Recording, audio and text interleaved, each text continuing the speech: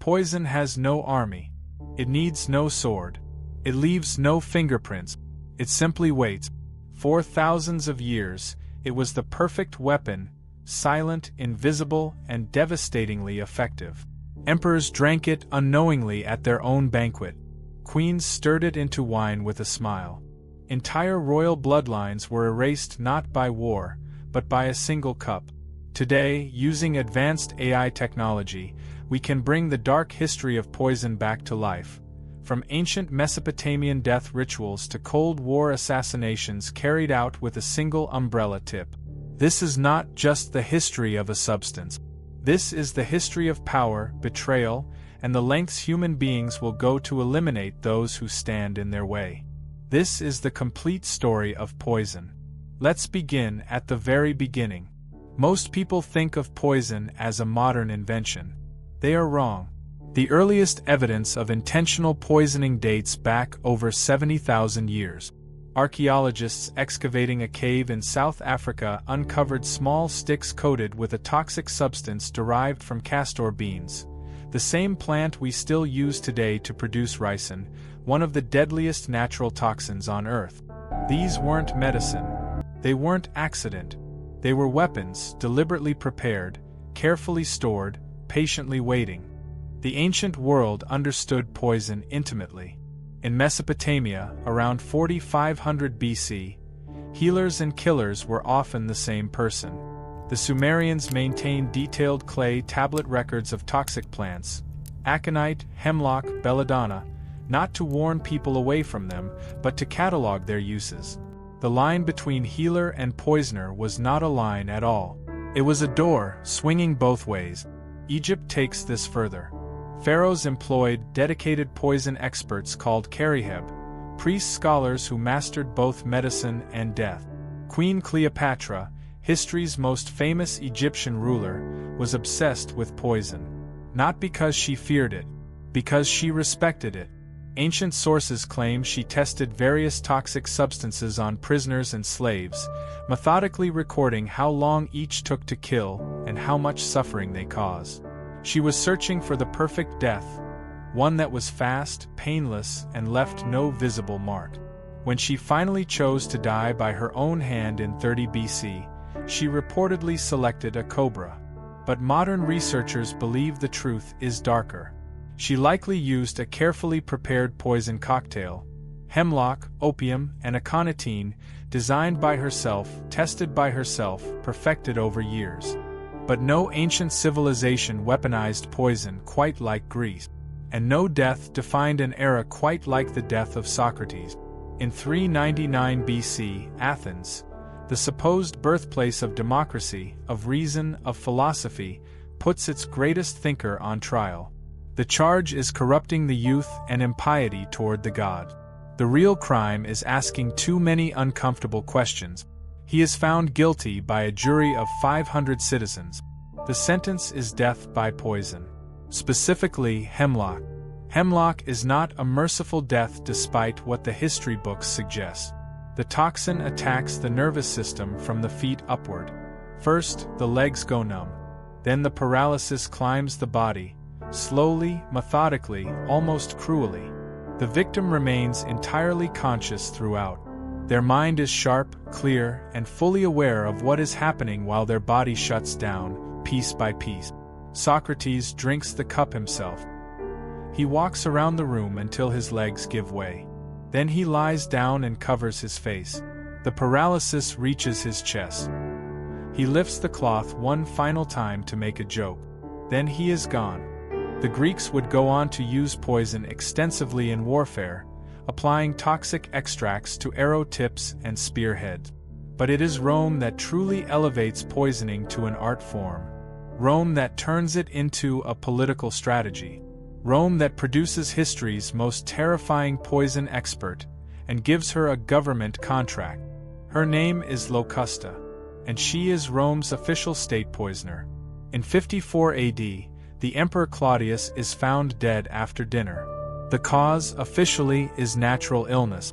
The real cause is a plate of mushrooms, specifically, a single deadly Amanita phalloides, the death cap, slipped into his food on the orders of his own wife, Agrippina the Younger. She wants her son Nero on the throne. Claudius stands in the way. The problem is solved over a meal. But the first attempt doesn't fully work. Claudius vomits, so a second dose is administered, this time through a poison feather inserted by the court physician to induce more vomiting. It works. Claudius dies. Nero becomes emperor. Agrippina uses Locusta to accomplish the deed. Locusta is a professional, a Gallic woman who had already served a prison sentence for poisoning before being released specifically to serve the imperial household. She is given her freedom, her own estate, and students to train in exchange for her services. She is, in every practical sense, a state-sponsored assassination weapon. Nero will use her again almost immediately. His stepbrother Britannicus poses a dynastic threat. Locusta prepares a fast-acting poison and slips it into his drink at a dinner party. Britannicus convulses and falls from his seat. The guests stare in horror. Nero calmly explains that his brother has suffered an epileptic episode.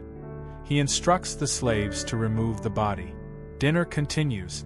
Nero eventually has Locusta killed, not for her crimes, but because Galba's rebellion ends his reign and Galba sees her as a symbol of imperial excess.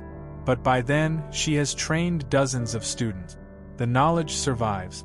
It always does. After Rome's fall, poison doesn't disappear. It migrates into the courts of Byzantium, into the kitchens of medieval monarchs, into the hands of the Catholic Church. Yes, even the Vatican. Pope John VIII, 882 AD, first drugged with poison by members of his own entourage, then, when the dose works too slowly, finished with hammers to the skull. Too impatient to let the poison complete its work.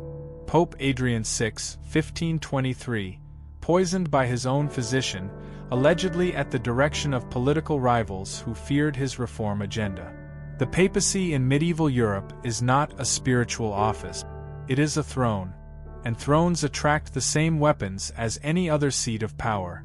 In the medieval period, arsenic becomes the poison of choice across Europe, and for one deeply unsettling reason, it is completely undetectable.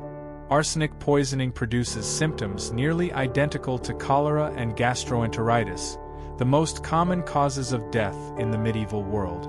A victim could be systematically poisoned over weeks or months, with each episode dismissed as illness. By the time death arrived, no one questioned it. Arsenic earned a name during this period that it would carry for centuries. They called it inheritance powder, because impatient heirs used it to accelerate their timelines. Then comes the Renaissance, and with it the Borgias. If the history of poison had a royal family, it would be them. Rodrigo Borgia, Pope Alexander VI, turns the papacy into a criminal enterprise of breathtaking ambition.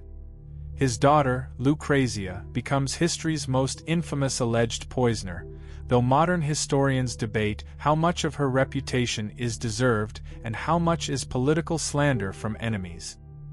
His son, Cesare, is less ambiguous.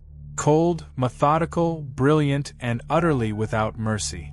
The Borgias allegedly developed a signature poison they called La Cantarella, a white powder, possibly arsenic-based, possibly mixed with phosphorus compound.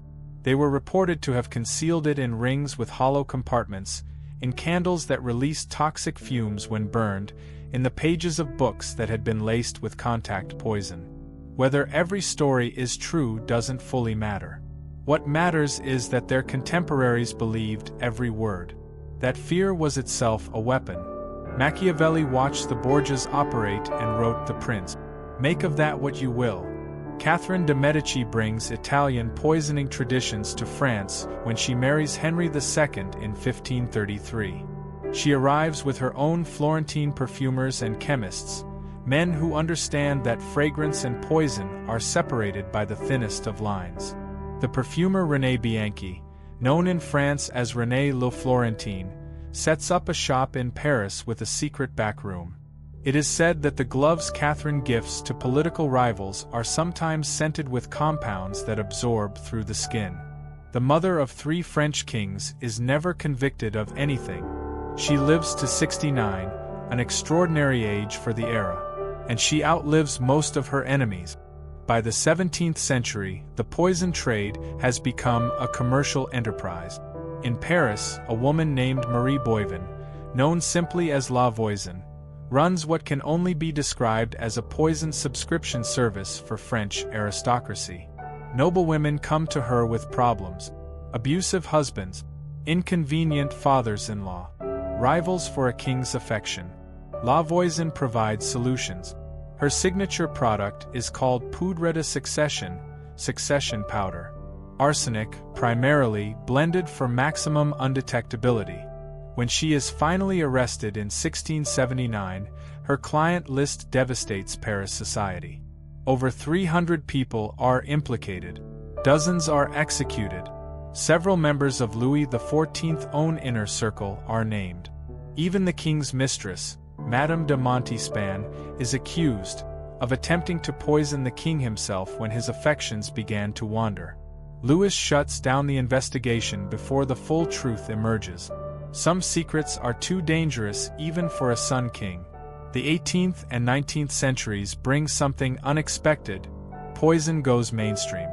Arsenic becomes available over the counter at every pharmacy in England under the name the Inheritance Powder, a darkly honest marketing choice.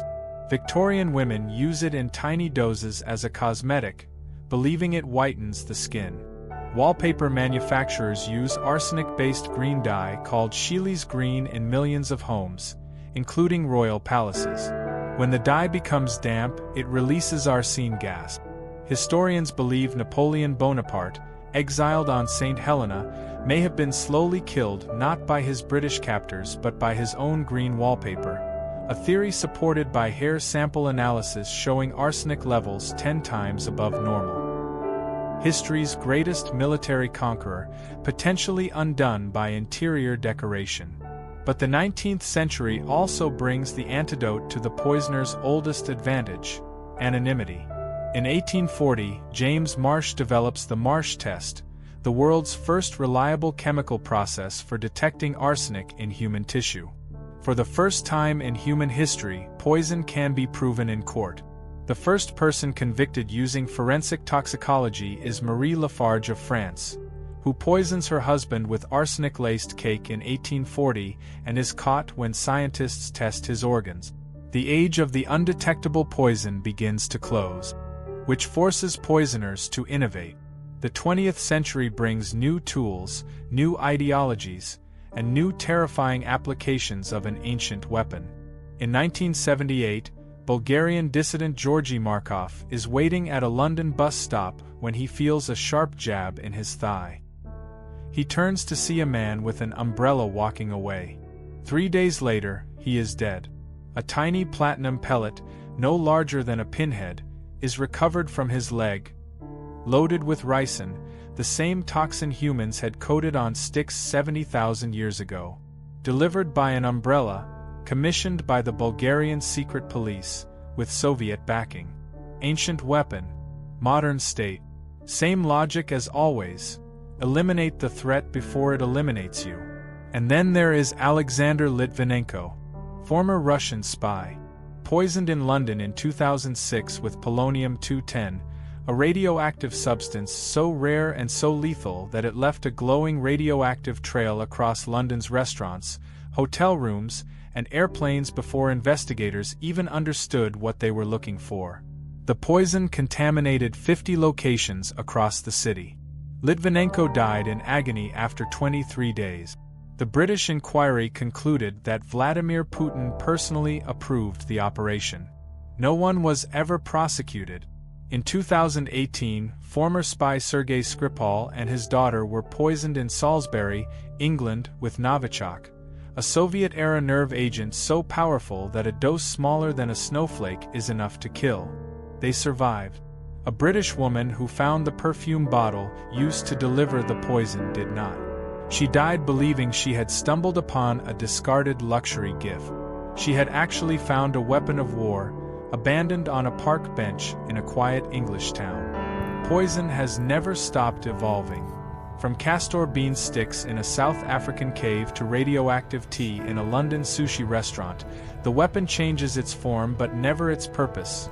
To kill without being seen, to destroy without leaving fingerprints, to transfer power from one hand to another with nothing more than a glass of wine and a smile. For 70,000 years, humans have looked at their enemies and chosen the silent option. The option that requires no army, no sword, no open confrontation. Just patience, knowledge, and opportunity. Every empire that ever fell had someone inside it who understood this. Every throne that ever changed hands unexpectedly had a poisoned story buried beneath the official version. History is written by the survivors, and the survivors, more often than we like to admit, knew exactly which cup not to drink from. If you've enjoyed this journey through one of history's darkest and most fascinating subjects, please like this video and subscribe for more deep dives into the objects and forces that secretly shaped our world. And as always, we'll see you in the past.